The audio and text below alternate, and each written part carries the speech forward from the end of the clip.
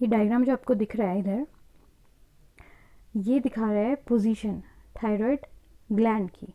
अब मैं thyroid gland यहाँ पे वर्ड यूज़ नहीं करूँगी, मैं वर्ड यूज़ करूँगी थायराइड फॉलिकल, क्योंकि फ़िश के केस में थायराइड फॉलिकल वर्ड यूज़ करना ज़्यादा सूटेबल रहता है।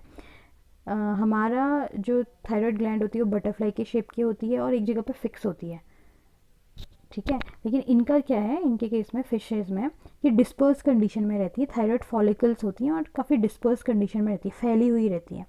और कहाँ पे फैली होती हैं, जो वेंट्रल अरोटा होता है फिश का, उसके चारों तरफ जो ये छोटे छोटे से ड्रॉपलेट्स टाइप दिख रहे हैं, छोटे छोटे डॉट्स दिख रहे हैं, ये थायराइड फॉलिकल्स हैं। तो ये है इसकी पोजीशन। लेकिन कुछ कुछ फिशेज़ में या कुछ किसी किसी कंडीशन में, किसी सर्टेन इकोलॉजिकल कंडीशंस में, जैसे इन्वायरमेंट चेंज और वगैरह, इन सब चीज़ों में ये देखा गया कि थायराइड फॉलिकल्स फिश के लिवर के आसपास, ब्रेन के आसपास, आई के आसपास, ईसोफेगस और स्प्लीन की विसिनिटी में दिखाई दिए, ठीक है। तो इस वाली कंडीशन को क्या बोलते हैं, जबकि फिश में जो थायराइड फॉलिकल्स हैं वो अपनी जगह पे ना होके, यानी कि वेंट्रल अरोटा के आसपास ना होके हमको इन सब जगहों पे मिलता है, किडनी, ईसोफेगस वगैरह, इन सब जगहों पे मिलता है। तो इसको बोला जाता है हेटेरोट्रोपिक थायराइड फॉलिकल्स। हेटेरोट्रोपिक इसलिए बोला क्योंकि ये अपनी जगह पे नहीं है, ये माइग्रेट होकर के इन जगहों पे है, किडनी वगैरह में, लेकिन इनका बाय डिफ़ॉल्ट जो इनका पोजीशन होगा वो वेंट्रल अरोटा के आसपास में ही होगा। अब हम बात कर रहे हैं जो फॉलिकल्स, जो भी मैंने आपको बोला थायराइड फॉलिकल्स। तो जब थायराइड फॉलिकल्स को थोड़ा सा मैग्नीफाई करके देखा गया तो इस तरह की कंडीशन दिखाई दी। काफ़ी थायराइड फॉलिकल्स होंगे इधर और वो कनेक्टिव टिश्यू से जुड़े रहते हैं, ठीक है। ये ब्लैक कलर के जो इस तरह से दिखाई दे हैं वो कनेक्टिव टिश्यू है, कनेक्टिव टिश्यू होगा इसके, इनके बीच में। और ब्लड कैपिलरीज बहुत ज़्यादा फैली हुई रहेंगी, क्योंकि ब्लड कैपिलरीज को इनकी जो फॉलिकल्स होते हैं, फॉलिकल्स जो जिन सेल से मिलके बने होते हैं, उनको न्यूट्रिशन भी देना है और सबसे मेनली आयोडीन देना है उसने, तब जाके वो थायरॉक्सिन हार्मोन बनेगा।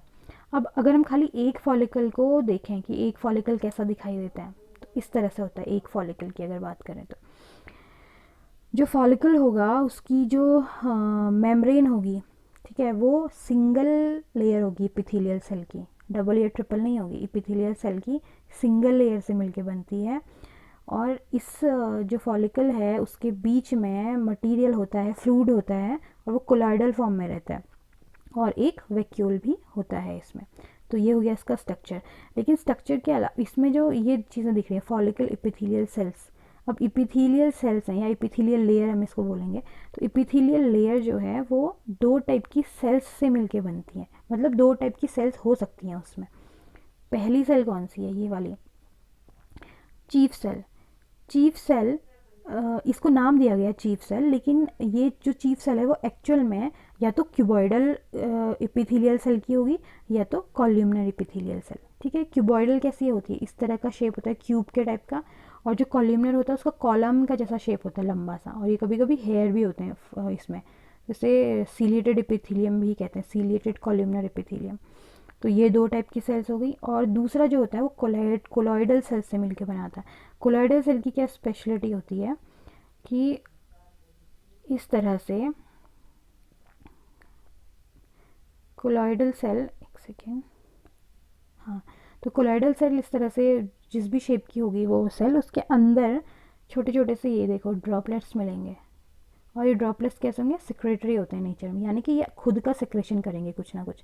अब अगर ये इस तरह से बना हुआ है क्यूबॉइडल सेल से फॉलिकल, अगर इन कोलॉइडल सेल से मिलके बनाता है तो हर एक कोलॉइडल सेल के अंदर क्या होगा, छोटे छोटे सेक्रेटरी सेल्स होंगे। अब ये सेक्रेशन करेंगे और सेक्रेशन ल्यूमेन की तरफ छोड़ देंगे, यानी कि इसके अंदर यहाँ पे छोड़ देंगे, और ये भी एक पर्टिकुलर टाइप का प्रोडक्ट बनाता है।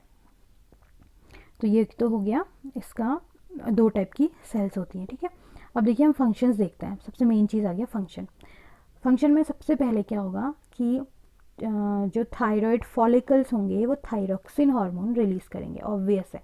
Thyroid follicles thyroxine hormone release करेंगे, इस T4 रिलीज़ करेंगे। इसके अलावा मोनो आइडो टायरोसिन और डाई आइडोटायरोसिन, ये दो टाइप के हार्मोन्स और रिलीज़ करते हैं, तो तीन टाइप के हार्मोन्स हो गए टोटल। अब जो ये थायरॉक्सिन रिलीज़ हुआ है वो फिश की बॉडी में क्या असर दिखाता है। सबसे पहले तो ये ऑक्सीजन के इनटेक को बढ़ा देता है। फ़िश जो ऑक्सीजन इनटेक कर रही होती है उसका अमाउंट ये बढ़ा देता है। अब अगर ऑक्सीजन फ़िश ज़्यादा ले रही है तो इसका मतलब क्या है, उसमें उसकी ग्रोथ अच्छी होगी, उसका वेट अच्छा हो जाएगा और सारी मेटाबॉलिक एक्टिविटीज़ अच्छी होगी, फ़िश की हेल्थ अच्छी हो जाएगी।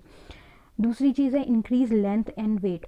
लेंथ को हमेशा थायराइड हार्मोन अफेक्ट करता है, मैमल्स में भी करता है, तो फ़िश को भी ये अफेक्ट करेगा, उसकी लेंथ और वेट में बढ़ोतरी दिखाई देती है।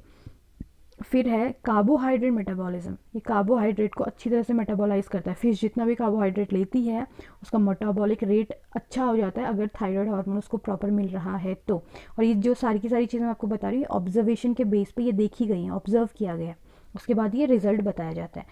फिर है ऑस्मोरेगुलेशन। ऑस्मोरेगुलेशन में भी बहुत ज़्यादा हेल्प करता है थायराइड हार्मोन। और थायराइड के अलावा कल जो हमने पढ़ा था प्रोलैक्टिन, ठीक है, वो भी इसमें बहुत ज़्यादा हेल्प करता है। फिर है ovarian development and migration. Ovary जो होगी फिश की, ठीक है, ओवरी के जो फॉलिकल्स होंगे यहाँ पे, फॉलिकल्स को जो ओवा होता है वो कहाँ से रिलीज होता है, फॉलिकल से। तो जब ये फॉलिकल स्टिमुलेट होगा तभी कहा जा सकता है कि ओवरी डेवलप हो रही है या हो चुकी है।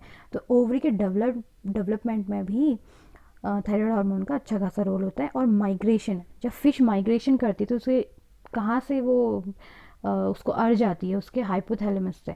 तो हाइपोथैलेमस इसका मतलब क्या है, जो टीएसएच रिलीज़ हो रहा है, टीएसएच फिर जाके कहाँ ये थायरॉक्स इन फॉलिकल्स पे, थायराइड फॉलिकल्स पे एक्ट करता है और थायराइड हार्मोन रिलीज़ होता है और उस वजह से फिर फिश को अर्ज आती है कि उसको माइग्रेट करना है।